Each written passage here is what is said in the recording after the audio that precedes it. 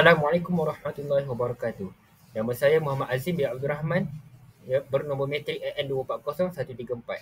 Hari ini saya akan membentangkan mengenai tajuk tabiat sosial dan kesihatan mental serta impaknya terhadap pelajar.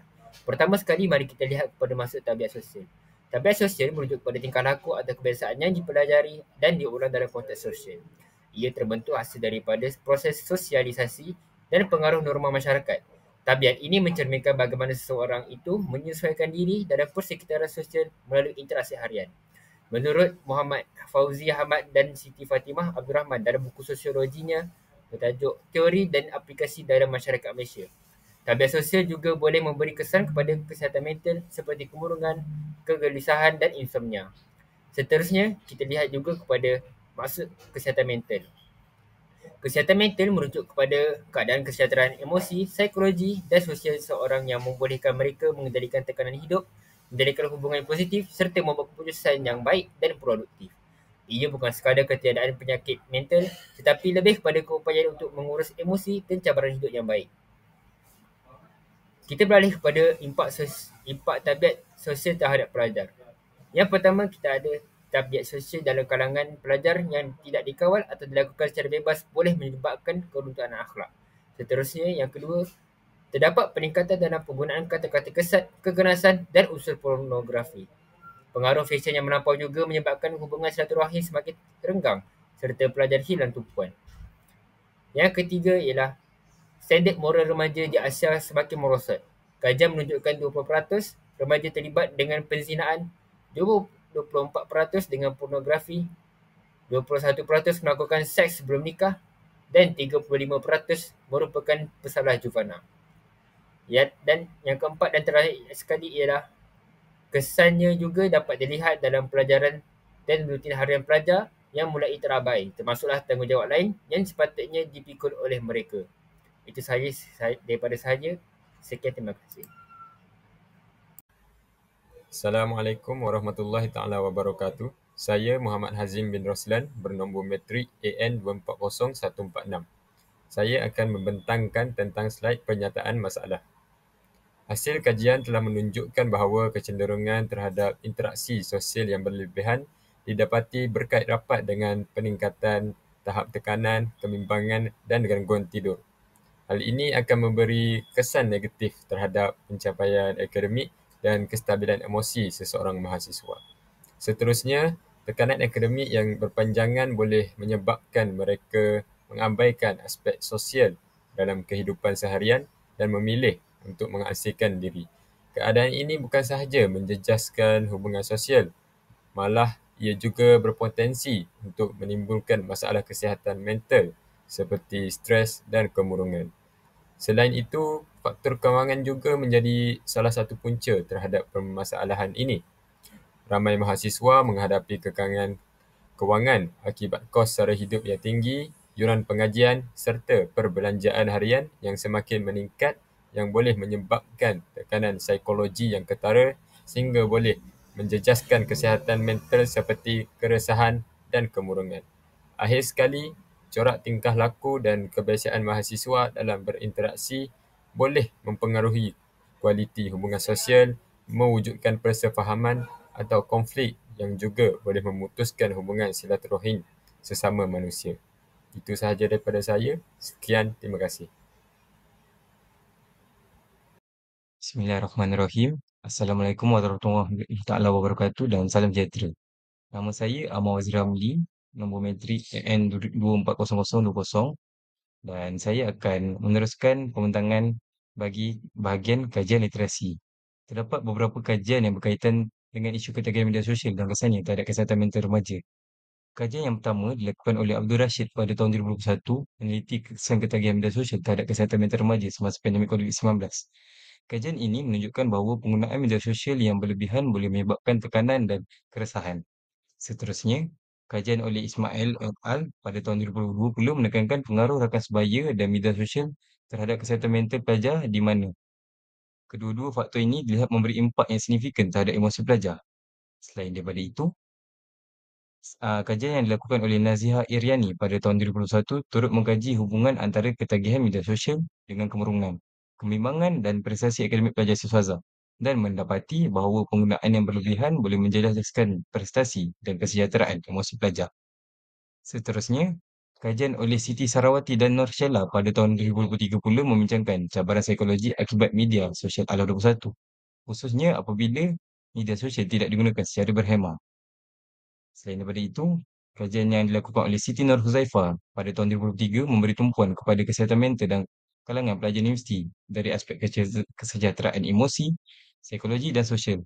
Akhir sekali, kajian yang dilakukan oleh Brown pada tahun 2011 menekankan tabiat sosial sebagai tingkah laku berulang yang terbentuk melebihi interaksi dan diwasi oleh masyarakat yang turut memberi pengaruh kepada pembentukan sikap dan emosi dalam kalangan remaja.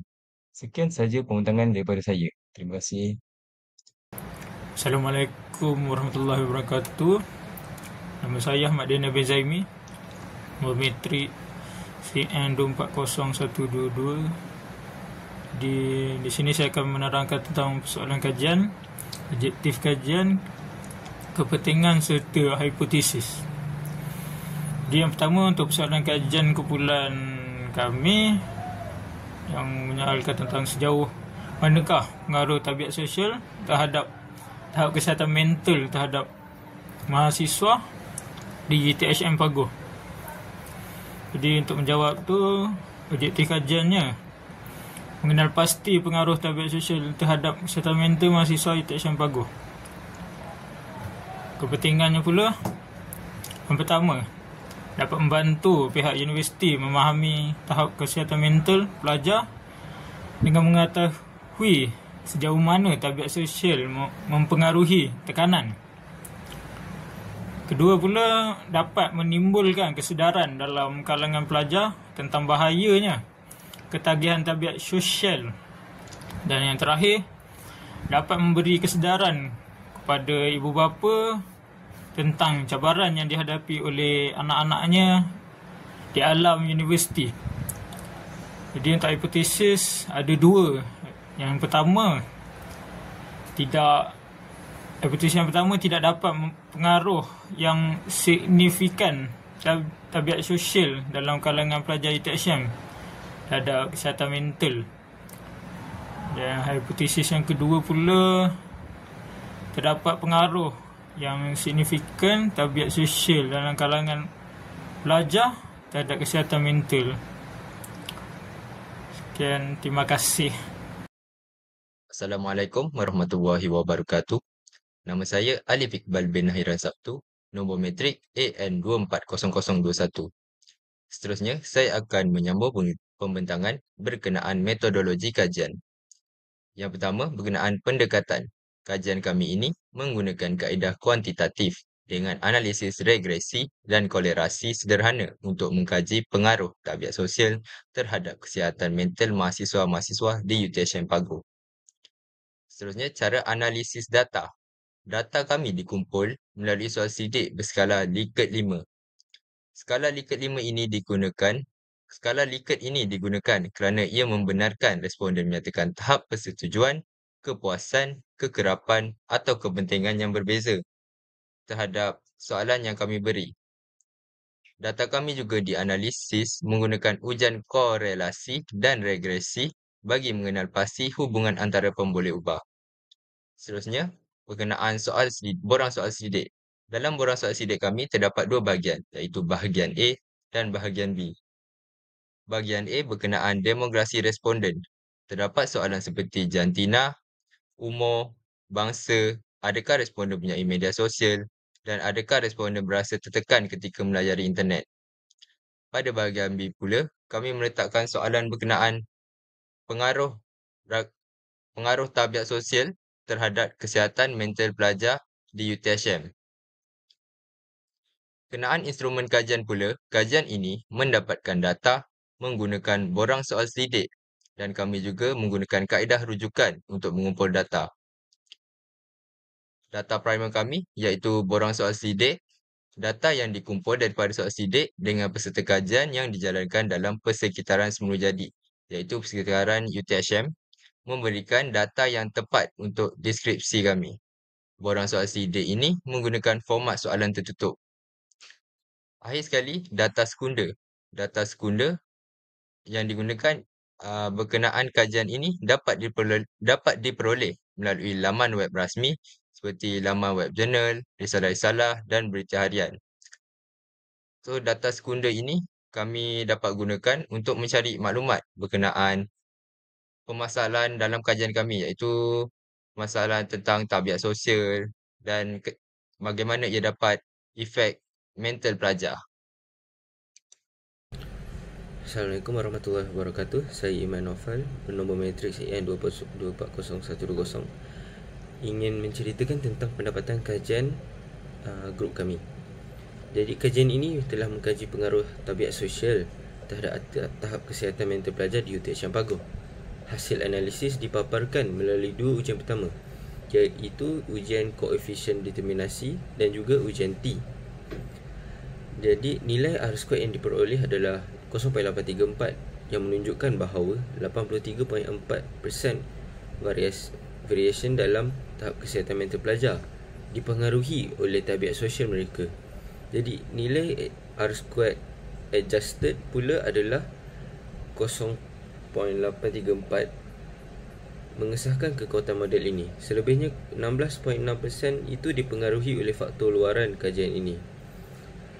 Jadi keputusan ini signifikan kerana nilai alfanya kurang daripada 0.05 yang menunjukkan hubungan yang kuat antara tabiat sosial dan juga kesihatan mental pelajar.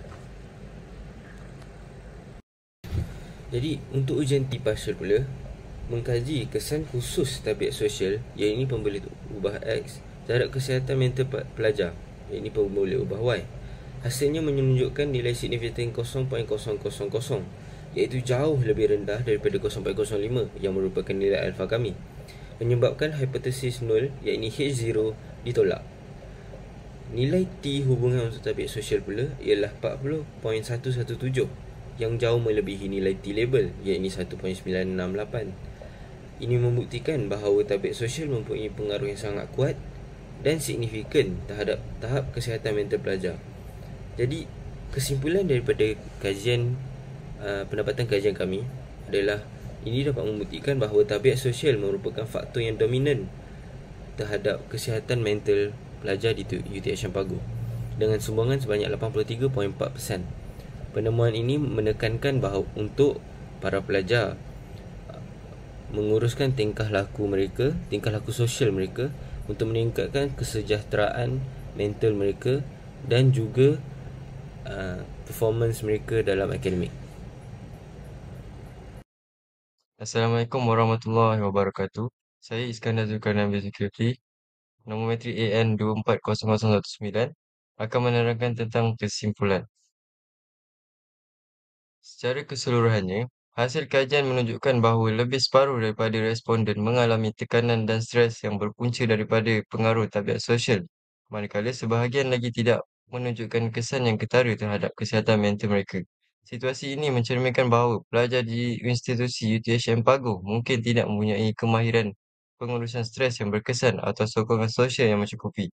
Pengaruh tabiat sosial seperti keinginan untuk kelihatan sempurna, obses terhadap perhatian di media sosial, kecenderungan membandingkan diri dengan orang lain, serta perasaan iri hati dan kejadian buli telah dikenal pasti sebagai faktor utama penyumbang kepada tekanan tersebut. Hal ini membuktikan bahawa terdapat hubungan yang signifikan antara tabiat sosial dengan tahap kesihatan mental pelajar. Oleh itu, adalah penting bagi semua pihak, termasuk ibu bapa, pensyarah dan rakan sebaya, memberikan perhatian khusus kepada gejala ini melalui pendekatan sokongan emosi, pendidikan literasi digital dan program intervensi yang berkesan. Kajian lanjutan juga disarankan bagi meneliti secara mendalam kesan jangka panjang ketagihan tabiat sosial terhadap kesejahteraan mental pelajar universiti. Sekian, terima kasih.